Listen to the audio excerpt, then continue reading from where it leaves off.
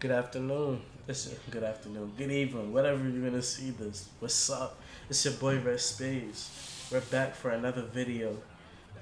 Today we're gonna talk about. It's interesting. This morning, I'm on my little feed, social media. I see this article. HardcoreGamer.com. You should check out the website. Um, it's an article about Sony executives. I'm gonna post a link to that video in the description, so you can look at the article, take it how you want to see it. Um, but basically, it's about um, Sony has no plans for backwards compatibility, and now you're wondering why, since everybody wants it, including myself. I want it for like the Street Fighter games and Dragon Ball Z. You can't get that even in the PSN store. I would have brought it at least. But this was their excuse. Um, the Sony, the Sony global sales chief, Jim Ryan, he revealed even though it's been highly requested, the company isn't pursuing it, and his reason is because the games look ancient. It looks old. It looks garbage. He said when they dabble with it, you should see like the little comment right now too. But he basically saying that they had a Gran Turismo event and he looked at the PS1, 2, 3, and 4 games. He looked at the PS1 and 2 games. He said they look old, ancient. Why would anybody play these games? And I can kind of see where he's going with that, but I'm not gonna say Sony, you're saying complete nonsense because you're kind of not. And I know people in the comments or whoever's watching this video, they're gonna be like, dog. They're gonna be like, Red Spades. What the fuck are you talking about? And hear me out. In another article, I can't pronounce this fucking shit for nothing, but ARS Technica, however the fuck you wanna pronounce it, they came up with an article and they explained Xbox One users, they ignore the backward compatibility. They don't give a fuck about it. And they have even a chart to explain everything. Now you should see this chart right now. You see this little pie graph. Xbox One games.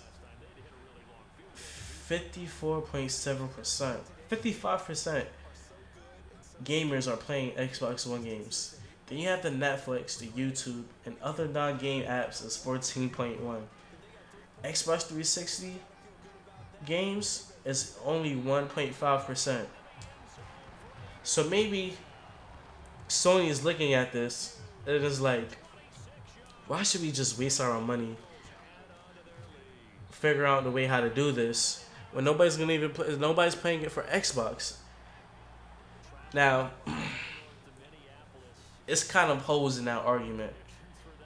But first, you're probably wondering, Red Spades, what's the games that they've been playing? Here you go. You have Call of Duty Black Ops.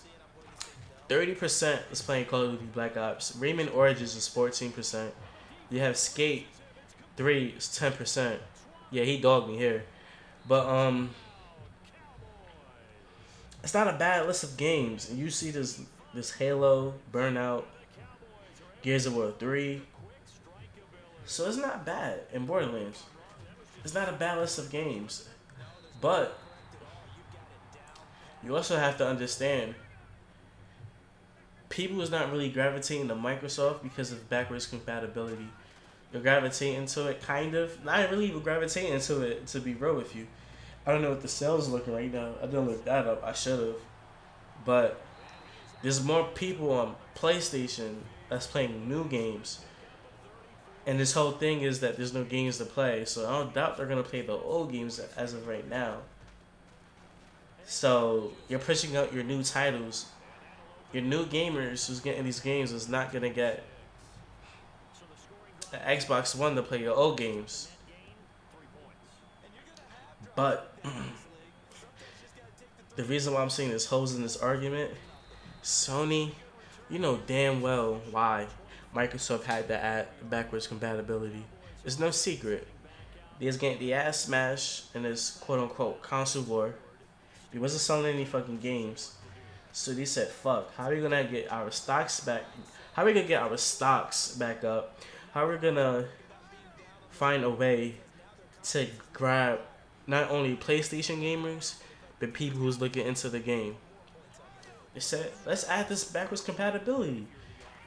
That's not really, cutting it because they're not, that was bullshit too. But they're not really playing your old games. They're playing your new games. So I guess that's why they also add that I think it's like $60 when you can play like a lot of Xbox 360 games. But sorry for yawning. I don't think graphical reasons is the reason why you don't want to do this. Now I also read that it's built like a computer, so they may have troubles with that, or it could be an issue with a software issue because they can't Microsoft have to just basically install an emulator on the system to get the game to work. I think it's a money reason though. They have no reason they have no reason to do it. They're winning the war, quote unquote war. They're selling their consoles in a good rate. They're dropping great, amazing games. I'm looking to get. I forgot the name of it. Shit, and I seen it on YouTube. I can't remember, but they got a lot of good titles coming out too as well. E3 is about to appear, so they don't have any reasons to add, the backwards compatibility. The only way I see them doing it is if they get the ass whipped by the scorpion, whatever it is. But I believe Sony is trying to like smoke screen the real reason why. And I'm not stupid. The gamers are not stupid. You just don't want to waste your money and time and then something that you don't have to at this moment. And it's kind of unfortunate because they're just looking at like in a little, even though Microsoft had those little bit of people playing Xbox 360 games, at least they helped those people that wanted to play those games. I want to play Street Fighter again. I want to play, the classic Budokai 1 and 3 Dragon Ball Z game. I really want to play 2. And I'm trying to get that shit to work on my laptop. I have an Asus laptop and I can't run the PS2 emulator. I don't know why. i7 with a GTX 960 graphics card. I don't understand. It's kind of ridiculous. I have to figure that out. But it's going to get interesting in a couple more months. You have E3. Microsoft has to do their thing. PlayStation has to do their thing. Still, they can't just leave their foot off the pedal. And it's going to get interesting. I really ain't got nothing else to say. I'm not about to keep rumbling, jumbling. My time is up. You can enjoy the rest of this game. And I kicked his ass there. But you can enjoy the rest of this game. Tell me what's your opinion of Sony acting like some bitches and not adding this feature yet. It's been like, how many years? 3-4 years? We still don't have it? It's kind of unacceptable. Mediocre at best. But thank you for watching. If you want to do me a favor, like, comment, subscribe. It will help me a lot. Subscribe, Tell me what I'm doing wrong. Tell me what I need to improve on.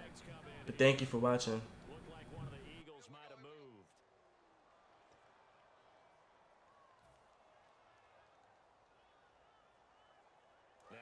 Try it two here from the 7 now. Looks like the defense in press coverage here. Wentz going to look to throw. That's caught at the 1. And he'll get into the end zone. Counting on those points in today's NFL. Well, let's face it, that's really a chip shot, right? That's anything inside 40. Yeah, they're counting on that. And this is going to be intercepted. Picked off by Rodney McLeod. Detroit! Here's Wentz to throw. Wide open receiver complete. And he'll be taken Ball. He broke the first tackle. Luckily enough, there were more people there to get him down. They come out with one back and 3 tight ends. Sproles. They find some open field here. So the D-line's going to spread out.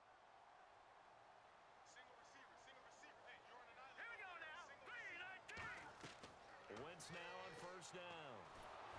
And he takes a shot on the release as this will be incomplete. Their leverage very quickly, and that's why they were able to get to him and hit him as he tried to throw the football and force an incompletion. And he gets this one all the way down. Coming on 3rd and 8.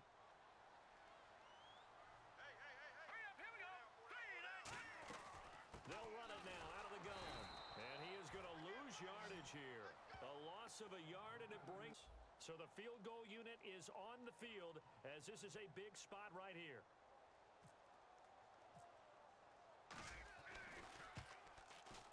And Sturgis able to knock it through, but there is a penalty marker down. They might be forced to try this one again.